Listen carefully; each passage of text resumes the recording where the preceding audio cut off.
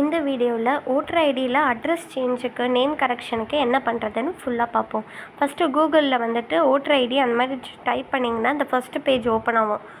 Election commission of India voters.eci.government.in. So இந்த வெப்சைட்டை click பண்ணுங்கள். அந்த மாதிரி கிளிக் பண்ணிங்கன்னா உங்களுக்கு இந்த மாதிரி ஓப்பன் ஆகும். இல்லைனா ஒரு சில பேருக்கு வேறு மாதிரி ஓப்பன் ஆகும், இல்லைனா இப்படி ஓப்பன் ஆகும். ஸோ இதில் நீங்கள் என்ன பண்ணுங்கள், இதில் கீழே போயிட்டு நீங்கள் அட்ரஸ் சேஞ்சுக்கோ இல்லை நேம் கரெக்ஷனுக்கோ ஃபார்ம் 8 அப்படின்னு கிளிக் பண்ணிங்கன்னா இந்த பேஜ் ஓப்பன் ஆகும். இதில் வந்துட்டு நீங்கள் ஃபர்ஸ்ட் டைம் நீங்கள் நியூ யூஸராக இருக்கீங்கன்னா ஒன்று சைன் அப் பண்ணுங்கள், இல்லைனா ஃபர்கெட் பாஸ்வேர்டு அந்த ஆப்ஷன் யூஸ் பண்ணலாம். ரெண்டுத்தில் ஒன்று நீங்கள் சைன் அப் கொடுத்துட்டு உங்கள் மொபைல் நம்பர், இமெயில் அட்ரஸ் தேவையில்லை, இங்கே இருக்க கேப்ஷா கோடு கொடுத்தீங்கன்னா உங்களுக்கு ஓடிபி வரும். அப்புறம் க்ரியேட் பாஸ்வேர்ட்.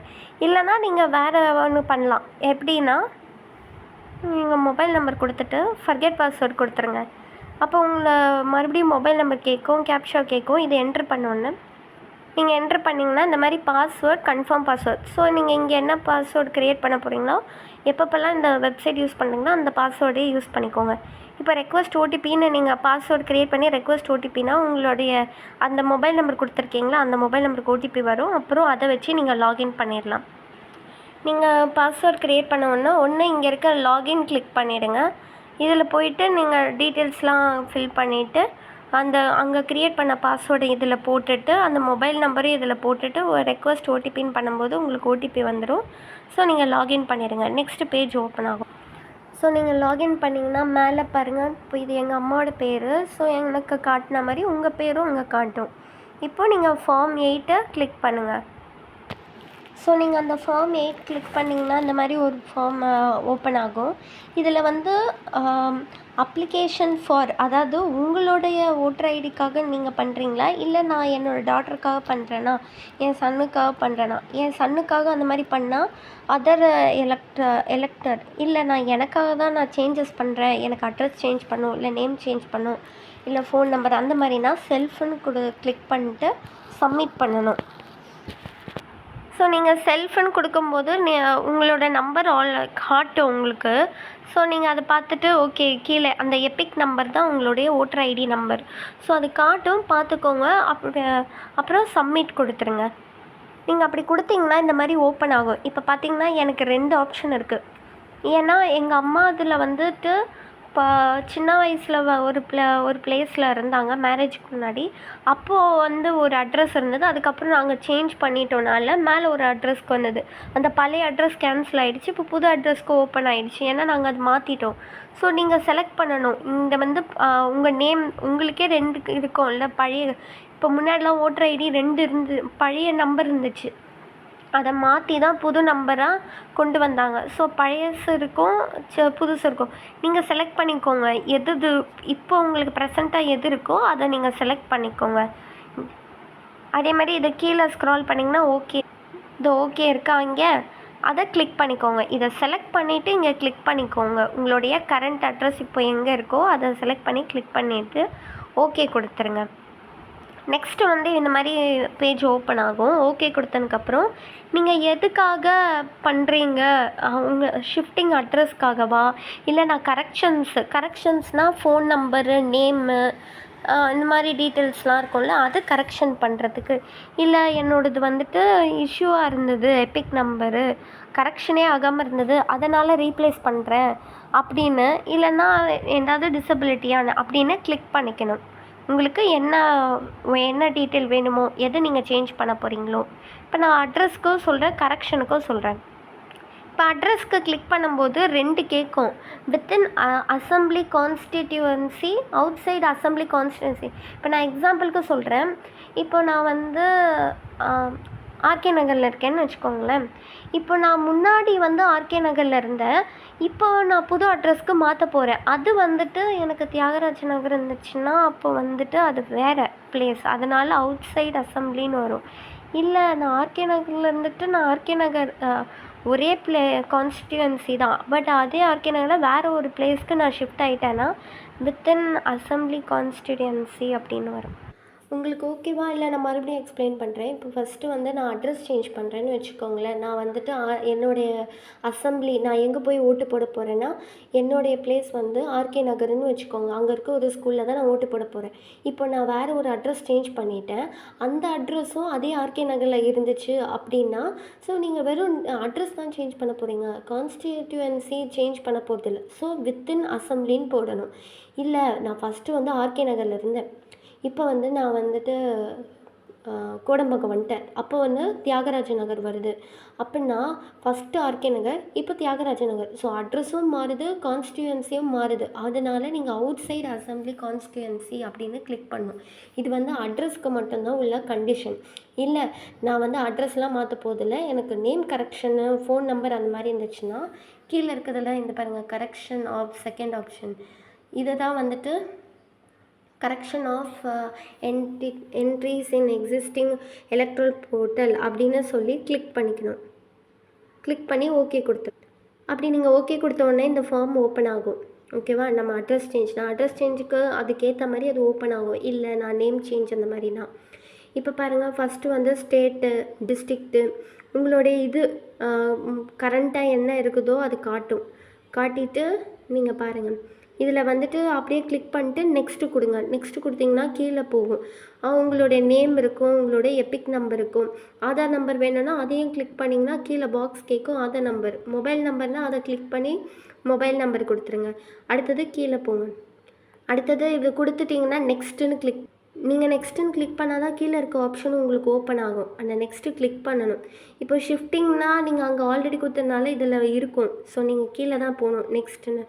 அப்போது அப்ளிகேஷன் ஃபார் கரெக்ஷன் ஆஃப் இப்போது நீங்கள் சேஞ்ச் பண்ண போகிறது நேம் அப்படின்னா அந்த பாக்ஸை கிளிக் பண்ணிங்கன்னா அந்த நேம் காட்டும்.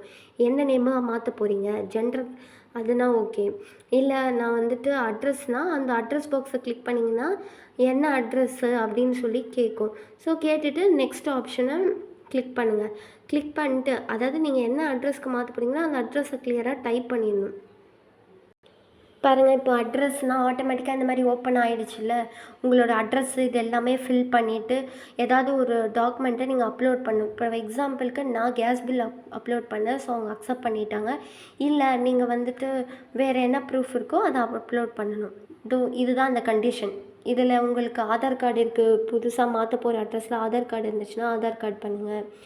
இல்லைன்னா உங்களுக்கு பேங்க் பாஸ்புக் இருக்குது, பாஸ்போர்ட் இருக்குது. நான் வந்து கேஸ் பில் ஓகே, உங்கள்கிட்ட எலக்ட்ரிசிட்டி பில் இருந்தால் எலக்ட்ரிசிட்டி பில்லு அது 1 வருஷத்துக்குள்ளே இருக்க மாதிரி இருக்கிறது. இது வந்து சேஞ்ச் ஆஃப் அட்ரஸ்க்காக சொல்கிறேன்.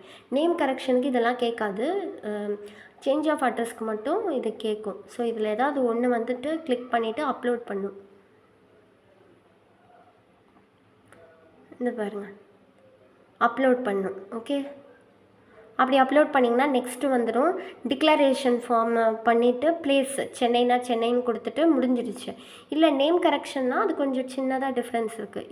நேம் கரெக்ஷன்னா இங்கே நீங்கள் கொடுத்துட்டு நெக்ஸ்ட்டு கொடுத்துட்டிங்கன்னா அந்த பாக்ஸை நேம்னு கிளிக் பண்ணும்போதே என்ன நேம் மாற்றணும் அப்படின்னு கேட்கும். அதை ஃபில் பண்ணிவிட்டு நெக்ஸ்ட்டு கொடுத்துட்டு டிக்ளரேஷன் கொடுத்துருங்க.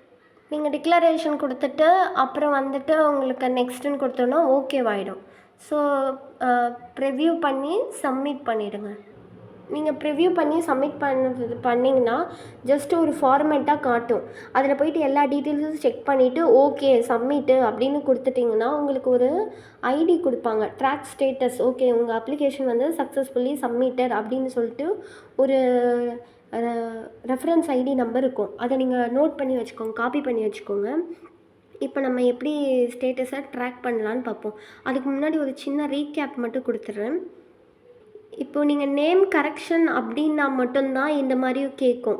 என்ன நேமு, இல்லை ஃபோன் நம்பர்னால் என்ன ஃபோன் நம்பர், அட்ரஸ்னால் என்ன அட்ரஸ், ஃபோட்டோ மாற்றணுன்னா என்ன ஃபோட்டோ, அது கிளிக் பண்ணிங்கன்னா இப்போ அதுக்கு இப்போ நான் மொபைல் நம்பர் கிளிக் பண்ணேன்னா கீழே மொபைல் நம்பர் கேட்குதா, என்ன மொபைல் நம்பருக்கு மாற்ற போகிறீங்க, அதுலேருந்து ஓடிபி கேட்கும்.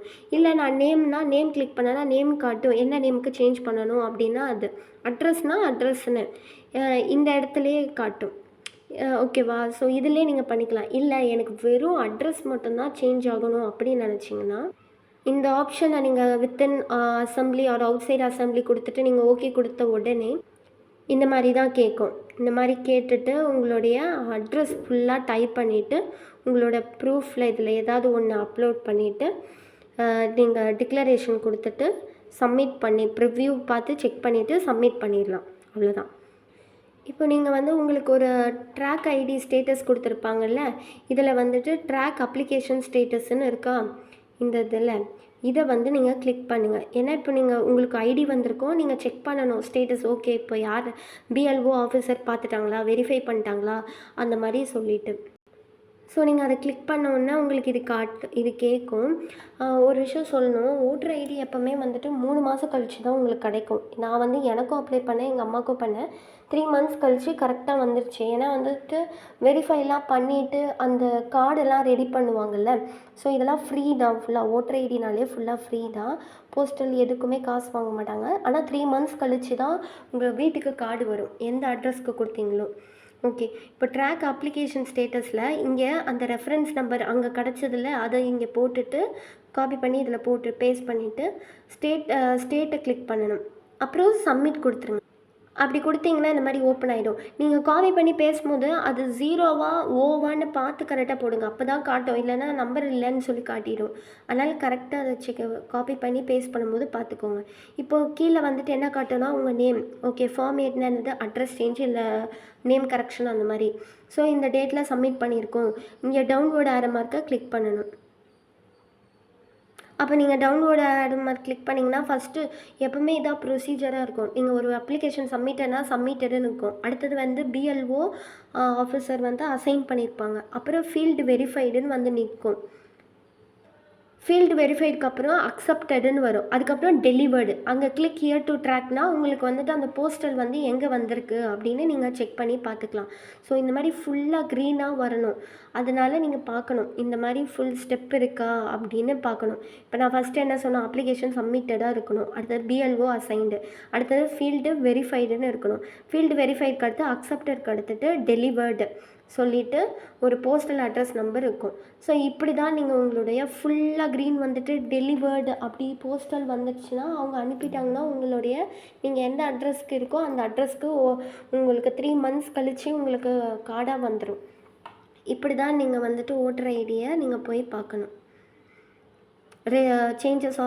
Change of address or name correction எல்லாமே இப்படி தான் நீங்கள் அப்ளை பண்ணிவிட்டு இந்த மாதிரி ஸ்டேட்டஸை செக் பண்ணிக்கணும். இதிலே போயிட்டு உங்களுக்கு கிடச்சிச்சு சேஞ்ச் ஆகிடுச்சுன்னா நீங்கள் இங்கேயே இதே ஆப்ஷன்லேயே டவுன்லோட் எப்பிக் இருக்குல்ல, அதை வந்து கிளிக் பண்ணாலே உங்களுக்கு வந்துட்டு நீங்கள் டவுன்லோட் பண்ணிக்கலாம். ஆனால் ஒரு ஓடிபி கேட்கும். எந்த ஓடிபின்னா உங்கள் ஓட்டர் ஐடியில் இருக்கிற ஃபோன் நம்பருடைய அந்த நம்பருக்கு ஓடிபி வந்திருக்கும். அந்த ஓடிபி கொடுத்தீங்கன்னா நீங்கள் டவுன்லோட் பண்ணிக்கலாம் ஓட்டர் ஐடி கார்டு. அதுதான் ஓட்டர் ஐடி நம்பர் தான் எபிக் நம்பர் அப்படின்னு சொல்லுவாங்க. நான் நெக்ஸ்ட்டு வீடியோவில் உங்களுக்கு ஓட்டர் ஐடி இருக்குது, பட் நான் அதை வந்துட்டு நான் நம்பர் நோட் பண்ணல, என்கிட்ட கார்டு இல்லை, என்ன பண்ணுறது அப்படின்னு நான் எக்ஸ்பிளைன் பண்ணுறேன். இதை பற்றி தான் நான் அடுத்த வீடியோவில் நான் எக்ஸ்பிளைன் பண்ணுறேன். உங்களோட எபிக் நம்பரை வச்சு எப்படி சர்ச் பண்ணுறது, இல்லை உங்கள் டீட்டெயில்ஸ் வச்சு எப்படி சர்ச் பண்ணுறது, இல்லை உங்கள் மொபைல் நம்பர் வச்சு எப்படி சர்ச் பண்ணுறது, ஃபுல்லாக நான் இதில் டீட்டெயிலாக நெக்ஸ்ட் வீடியோவில் உங்களுக்கு எக்ஸ்பிளைன் பண்ணுறேன். இதோட வெப்சைட் லிங்க் எல்லாமே நான் வந்து டிஸ்கிரிப்ஷனில் கொடுக்குறேன். நான் அதே மாதிரி ஆதார் கார்டு வந்து ஃப்யூச்சரில் சொல்கிறேன். நான் ஆல்ரெடி ரேஷன் கார்டில் வந்துட்டு ஃபோன் நம்பர் எப்படி சேஞ்ச் பண்ணுறதுன்னு போட்டிருக்கேன். ஃபோன் நம்பர் வந்து நீங்கள் ஆஃப்லைனில் தான் மாற்ற முடியும். எப்படி உங்களுடைய ஆஃபீஸரை உங்களுடைய இப்போ சென்னைக்கு வந்து சென்னை சவுத் வந்து டி நகர், அந்த மாதிரி ஒரு பிளேஸ்க்கு ஒன்று இல்லைனா எப்படி கண்டுபிடிக்கிறது, நந்தனம்னா அதுவா எப்படி கண்டுபிடிக்கிறதுன்னு அதெல்லாம் நான் எக்ஸ்பிளைன் பண்ணியிருக்கேன். என்ன மெயினாக எடுத்துகிட்டு போகணுன்னு எக்ஸ்பிளைன் பண்ணியிருக்கேன். Smart card, Aadhaar card, family ஹெட்டோடது அது மெயினாக எடுத்துகிட்டு போகணும். அதே மாதிரி உங்களுக்கு பிஎஃப் பணம் எப்படி எடுக்கிறதெல்லாம் நான் எக்ஸ்பிளைன் பண்ணியிருக்கேன். ஃபுல் அமௌண்ட் எப்படி எடுக்கிறது, இல்லை அட்வான்ஸ் பாதி அமௌண்ட் மட்டும் எப்படி எடுக்கிறது அப்படின்னு நான் எக்ஸ்பிளைன் பண்ணியிருக்கேன், இங்கிலீஷ்லேயும் தமிழ்லையும். நீங்கள் அதுலேயும் போய் பார்த்துட்டு பண்ணலாம். அதே மாதிரி ஈஸி எப்படி பார்த்து எடுக்கிறது. ஒரிஜினல் டாக்குமெண்ட் இல்லை ஒரு லேண்டோடது. ஸோ சர்டிஃபைடு காப்பினா கிட்டத்தட்ட ஒரிஜினல் டாக்குமெண்ட் மாதிரி. அது எப்படி ஆன்லைனில் அப்ளை பண்ணி எடுக்கிறது அதையும் போட்டிருக்கேன். உங்களுக்கு எதாவது டவுட்டுன்னா நீங்கள் கமெண்ட்டில் கேளுங்க, நான் ஹெல்ப் பண்ணுறேன். ஏன்னா நான் ஆல்ரெடி எங்களுக்கு அப்ளை பண்ணி நாங்கள் எடுத்திருக்கோம்.